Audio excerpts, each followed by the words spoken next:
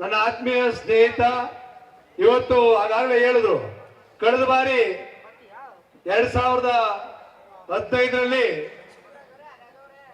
ಅವರು ಏನ್ ನಮ್ಮ ಮೈಮೂಲ್ನ ನಿರ್ದೇಶಕರಾಗಿ ಆಯ್ಕೆಯಾದ್ರು. ಅವತ್ತು ಆಯ್ಕೆಯಾದ ಒಂದು ವಾರಕ್ಕೆ ಡಿಸ್ಕ್ವಾಲಿಫಿಕೇಶನ್ ಮಾಡ್ಬಿಟ್ರು ಪ್ರಸನ್ನ ಅವ್ರನ್ನ. ಆಯ್ಕೆಯಾದ ಒಂದು ವಾರಕ್ಕೆ ಮೈಮೂಲ್ನಿಂದ ಡಿಸ್ಕ್ವಾಲಿಫೈ ಮಾಡೋದು, ಅದನ್ನು ಕೋರ್ಟಲ್ಲಿ ಜಯಿಸಿದ್ರು. ಅದಾದ್ಮೇಲೆ 2019ರಲ್ಲಿ ಮತ್ತೊಮ್ಮೆ ಚುನಾವಣೆ ಆಯ್ತು. ಪ್ರಸನ್ನ ಅವ್ರು ಗೆದ್ರು, ಮೈಮೂಲ್ನ ಅಧ್ಯಕ್ಷರು ಸಹ ಆದ್ರು. ನಮ್ಮ ಇಡೀ ಜಿಲ್ಲೆಯಲ್ಲಿ, ನಮ್ಮ ಮೈಸೂರು ಜಿಲ್ಲೆಯಲ್ಲಿ ಅವರು 3 ವರ್ಷ ಅಂತ ಕಾಣಿಸುತ್ತೆ, 3 ವರ್ಷ ಮೈಮೂಲ್ನ ಅಧ್ಯಕ್ಷರಾಗಿದ್ರು. ನಾನು DCC ಬ್ಯಾಂಕ್ ಅಧ್ಯಕ್ಷ ಆಗಿದ್ದೆ. ಅವ್ರ ಮೈಮೂಲ್ನ ಅಧ್ಯಕ್ಷ ಆಗಿದ್ರು, ನಾನು DCC ಬ್ಯಾಂಕ್ ಅಧ್ಯಕ್ಷ ಆಗಿದೆ. ನಾನು DCC ಬ್ಯಾಂಕ್ ನಲ್ಲಿ ನಾನು ಹೆಚ್ಚು ಸಾಲ ಕೊಡ್ಬೇಕು ಅಂತ ನನ್ನ ಪೈಪೋಟಿ, ಹೆಚ್ಚು ಡೈರಿ ಕಟ್ಟಬೇಕು ಅಂತಕ್ಕಂಥದ್ದು ನಮ್ಮ ಪ್ರಸನ್ನ ಅವ್ರ ಪೈಪೋಟಿ.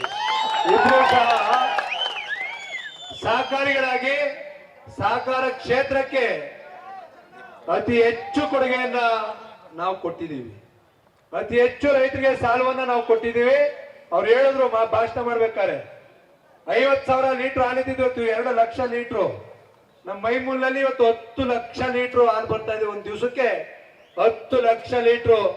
ಸರ್ಕಾರ 5 ರೂಪಾಯಿ ಕೊಟ್ಟೇ ಇಲ್ಲ. 7-8 ತಿಂಗಳಾಯ್ತು ನಮ್ಮ ರೈತರಿಗೆ. ಇನ್ನು 7-8 ತಿಂಗಳಿಂದ 5 ರೂಪಾಯಿ ಕೊಡ್ಲಿಕ್ಕೆ ಸಾಧ್ಯ ಆಗ್ತಾ ಇಲ್ಲ.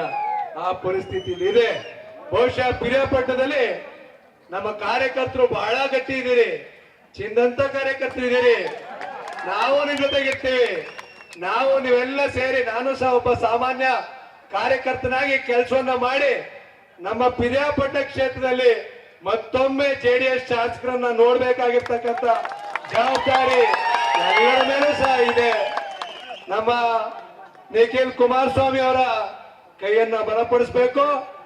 ಇವತ್ತು ಮಾನ್ಯ ಕುಮಾರಣ್ಣ ಅವ್ರನ್ನ ಮತ್ತೊಮ್ಮೆ ಮುಖ್ಯಮಂತ್ರಿ ಮಾಡಬೇಕು ಅಂತಕ್ಕಂಥ ಮನವಿಯನ್ನ ಈ ಸಂದರ್ಭದಲ್ಲಿ ಮಾಡ್ತಾ, ನಾವು ನಮ್ಮ ಮಹೇಶಣ್ಣ ಅವರ ನೇತೃತ್ವದಲ್ಲಿ ನಾನು, ಪ್ರಸನ್ನ ಅವರು, ಮಾದೇವಣ್ಣ ಅವರು, ಅಶ್ವಿನ್ ಅವರು, ವಿವೇಕಾನಂದರವರು, ರವಿಯಣ್ಣ ಅವರು, ಮಂಜೇಗೌಡರು ಎಲ್ಲರೂ ಸೇರಿ ಕೆಲಸವನ್ನ ಮಾಡ್ತೀವಿ.